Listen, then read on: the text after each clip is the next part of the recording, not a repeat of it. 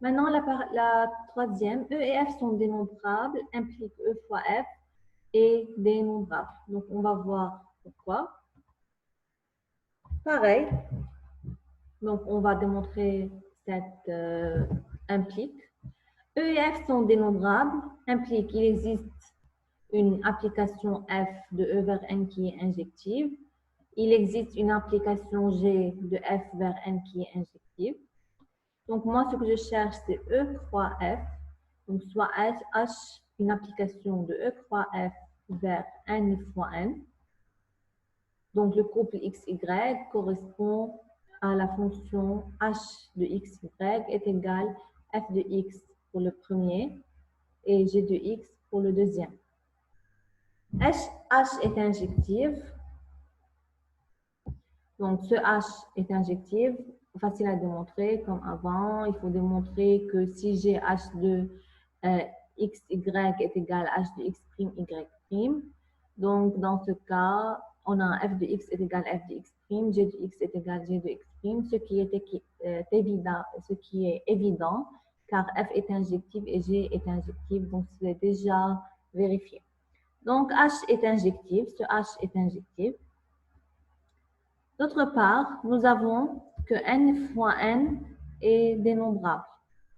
Le n fois n est dénombrable, n carré, on l'a déjà vu dans la partie précédente, on a dit que n carré est dénombrable. N carré est dénombrable implique qu'il existe une application K de n carré vers n qui est injective. Donc, on a commencé par E croix F. Donc, là, j'ai l'application H de E fois F vers n carré qui est injective et de n carré vers n qui est injective.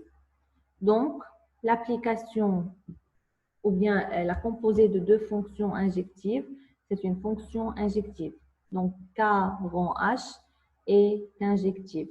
Pourquoi? Donc, j'ai E croix F vers N est injective. C'est une nouvelle application que je peux noter G. Donc, avec le N, donc le N est dénombrable. On a déjà vu dans la proposition précédente. Donc, E croix F est dénombrable.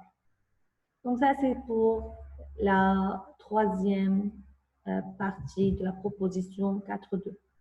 Maintenant, pour la quatrième partie, si j'ai que E1, E2, E3, En sont dénombrables, implique le produit de I allant de 1 vers N des EI est aussi dénombrable. Donc, j'ai E1, 3E2, 3E3, 3E4, etc. jusqu'à En est dénombrable. Donc, ici, on ne va pas faire la démonstration. C'est par récurrence, on peut arriver à voir que le produit de ces ensembles est dénombrable aussi. Donc, ici, c'est dénombrable.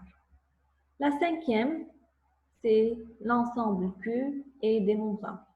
Pareil, pour la démonstration,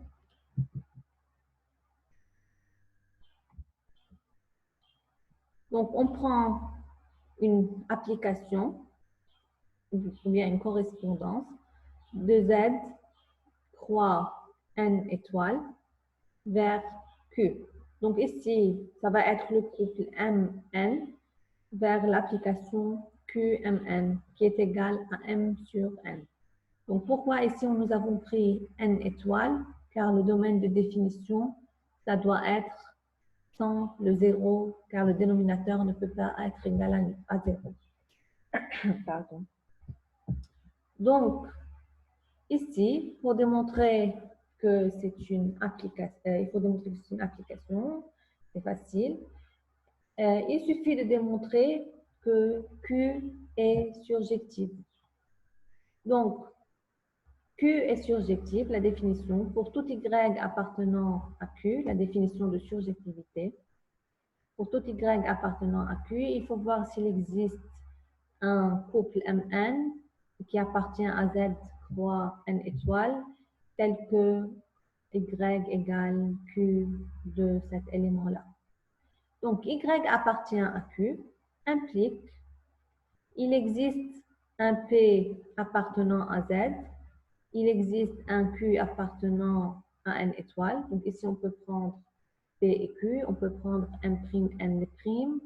peu importe la notation que je choisis, telle que y égale AP sur Q, la définition de l'image.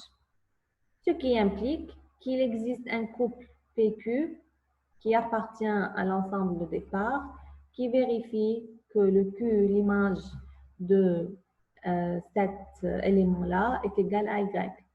Donc, la définition de surjectivité est vérifiée, donc Q est surjectif. Z et N sont dénombrables, on l'a déjà vu dans les assertions précédentes. Donc, Z croix N étoile est dénombrable. Z croix N étoile est dénombrable implique qu'il existe une application F de N vers cet ensemble-là qui est surjectif. Donc, de N vers Z croix N étoile est surjective. Z croix N vers Q surjective. Donc, la composée de deux fonctions surjectives est surjective. Donc, Q rond F est surjective. Donc, l'application de N vers Q est surjective. Donc, le N est dénombrable, d'après ce qu'on a vu dans la proposition 4.1, implique que Q est dénombrable.